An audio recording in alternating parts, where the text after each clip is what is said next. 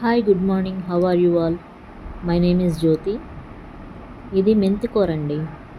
మెంతులు నైట్ నానబెట్టేసి early morning సాయిల్లో అలా జల్లేస్తే పైన మళ్ళీ కొంచెం సాయిల్ కానీ కోకోపీట్ కానీ కప్పేయాలి.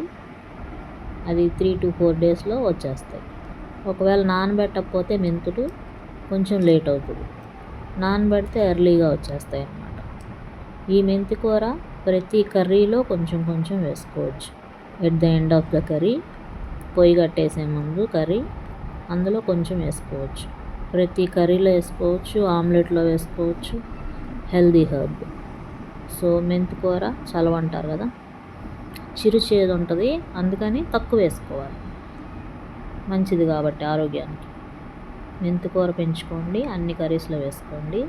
నేనైతే దీనికి రైస్ కడిగిన వాటర్ అండ్ కందిపప్పు కడిగిన వాటర్ పోస్తాను, కొంచెం కొంచెం మనం వేసుకునే దాన్ని బట్టి. తక్కువ ఉంటే తక్కువ, ఆ కూర పెంచేది దాన్ని బట్టి. ఎక్కువ వేసుకుంటే ఎక్కువ మోతాదులో, కొంచెం వేసుకుంటే సరిపోతాయి. మెంతి కూర ఎక్కువ అక్కర్లే. Have a nice day. Thank you for watching.